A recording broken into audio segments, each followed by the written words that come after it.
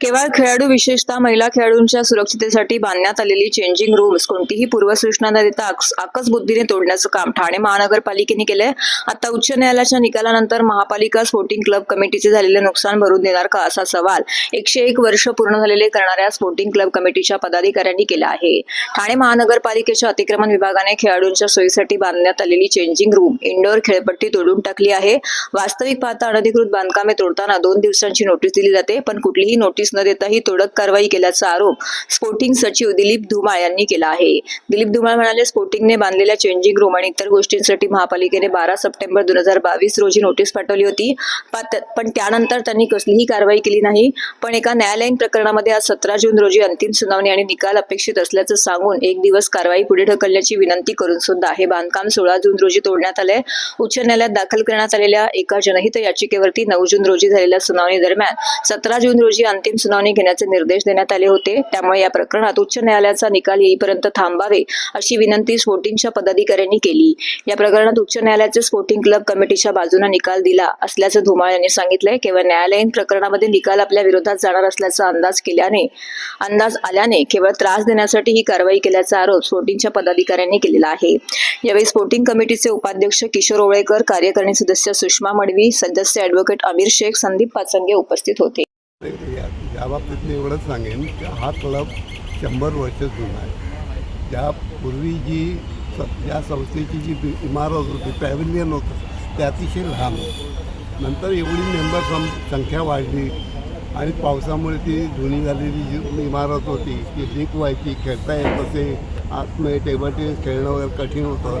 म्हणून आमच्या क्लबनी स्वतःच्या पैसे गोळा करून नवीन क्लब बांधला, नवीन बिल्डिंग बांधली. त्यावेळेला नवीन बिल्डिंग बांधली तेव्हा मेंबर्सना पत्ते खेळता यावे म्हणून इकडे एक टेम्पररी रूम बांधली. ती टेम्पररी रूम होती ती जेव्हा क्लब हे झाला, पूर्ण झाला, तेव्हा असं विचार केला गेला की लहान मुलांचे ह्या इकडे जे क्रिकेट खेळणारे असतात, त्यांच्या मॅच असतात, त्यावेळेला ते किट बॅग घेऊन येतात. त्यांच्या किमती बॅट असतात, किमती वस्तू असतात. त्या वस्तू ओपन ह्याच्यामध्ये हरवण्याची किंवा चोरी होण्याची शक्यता निर्माण होत होती. म्हणून आम्ही त्याचा विचार असा केला की ही रूम आहे ती त्यासाठी वापरावी. मग त्याच्यात आम्ही काय केलं, सुधारणा काय केली की मुलांना टॉयलेटसुद्धा फॅसिलिटी पाहिजे. आता हल्ली लेडीज एवढं क्रिकेट वाढलेलं आहे, आम्ही लेडीजसाठी सुद्धा आम्ही इथे नेट चालू केली, लेडीजसाठी टुर्नामेंट केल्या. आता त्या लेडीजना जर आम्ही चेंजिंग रूम देऊ शकलो नाही, त्यांना जर टॉयलेट फॅसिलिटी व्यवस्थित देऊ शकलो नाही, तर त्या मुली कशा येणार इकडे आणि कशा खेळणार, हे सर्व लक्षात घेऊन आम्ही हे सर्व केलं होतं. आमच्या ह्याच्यामध्ये ह्या इथे काही कन्स्ट्रक्शन करून काहीतरी पैसे कमवण्याचा मुळीच उद्देश नाही आहे. 12 सप्टेंबर 2022 साली त्यांनी आम्हाला एक नोटीस सर्व केली होती की तुमच्याकडे इल्लीगल बांधकाम हे आहे म्हणून, तर तुम्ही आम्हाला 15 दिवसामध्ये त्याचं उत्तर द्यावं.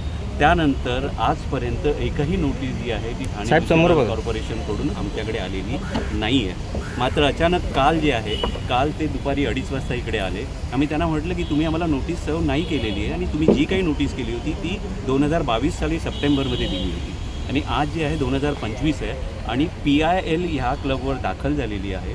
तर त्याचा रिझल्ट जो आहे तो उद्या लागणार आहे, जो म्हणजे आज, आणि आज तो PILचा रिझल्ट आहे तो लागला आणि ते PIL डिसमिस झालेलं आहे.